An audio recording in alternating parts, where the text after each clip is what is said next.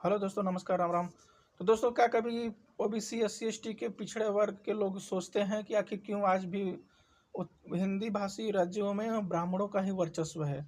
Actually हम जो OBC समाज, खुद मैं ओबीसी समाज से आता हूँ। हम लोग कभी ब्राह्मणों से चीज़ें सीखते ही नहीं। हम उनको भले ही आज मतलब उनसे जलन रखे हैं या उनसे गालियाँ देते हैं या कुछ भी करते हैं, लेकिन वास्तव में अगर ज़िंदगी में कुछ आगे बढ़ने का, अगर कुछ सीखने का है तो ब्राह्मणों से सीखना चाहिए। ब्राह्मण है वो जो हमेशा सिर्फ़ अपना हित देखता है, उसको बाकी समाज से और देश से कुछ लेना-देना नहीं रहता। उसको सबसे पहला जो उसका माइंडसेट रहता है, ये रहता है कि उसका और उसके समाज का हित। और वो हित उनको पता है कि उनका हित अगर कहीं है तो वो सिर्फ़ है एजुकेशन।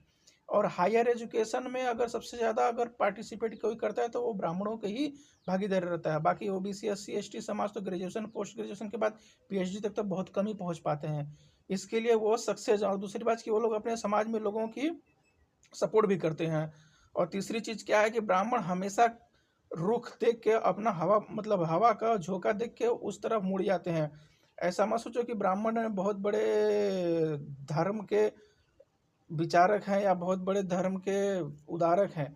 उन्होंने हमेशा सिर्फ अपना फ़ायदा देखा है, और एससी, एसटी, ओबीसी समाज ने कभी ये चीज़ को ध्यान ही नहीं दिया। और एजुकेशन से आज भी इसके लिए लोग पीछे पड़े हैं।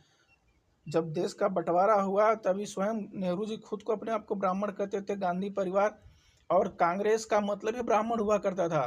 तो ब्राह्मणों ने ही तो देश में पूरी भागीदारी की, और हिंदुओं के खिलाफ जो इतने सारे कांग्रेस ने कानून बनाए, मुसलमानों के लिए वक्फ बोर्ड बनाया वगैरह, ये सब ब्राह्मणों के नाक के नीचे हो रहा था। उनकी हिम्मत नहीं थी कि वो विरोध कर सकें, क्योंकि उनको पता था कि वो विरोध करेंगे तो उनको भगा दिया जाएगा।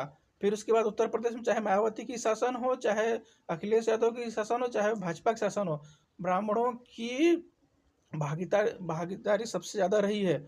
सबने, मायावती के पार्टी ने और सपा ने, सबने इन लोग को ज़्यादा टिकटें दिया। फिर तब कहाँ गया आपका ओबीसी एससी एसटी प्रेम? जब टिकट आप तो खुद अपने लोगों को नहीं दे पाए, तो फिर क्यों बकवास करने हो पीडीए पीडीए और ये सब? तो देखो, आज भले ही ब्राह्मण मौका देख के सब के सब आ गए हैं भाजपा में, तो ये चीज़ सीखो ब्राह्मणों से कि समय के साथ है ना, चीज़ें आगे कैसे ली जाती है। अगर धर्म का कोई सबसे बड़ा ठेकेदार हिंदू धर्म में है तो वो है व्यापारी वर्ग, बनिया, फिर उसके बाद राजपूत, फिर पिछड़ा वर्ग, फिर ब्राह्मण। ब्राह्मणों को धर्म से बहुत ज़्यादा कुछ लेना देना नहीं रहता है। तो इसके लिए आप लोग जो स्पेशली ओबीसी एससी एसटी समाज है, वो भाई जो संपन्न हो गए हैं, आप लोग ऑन रिजर्व सीट में अप्लाई करो और हायर एजुकेशन लो, और एजुकेशन के पीछे लोगों को जागरूक करो, तभी आपका विकास होगा। बाकी गाली देने से किसी को विकास नहीं होगा। अगर आपको लगता है कि आप ऐसा कर लेंगे तो फिर ठीक है, कोशिश करके देख लो।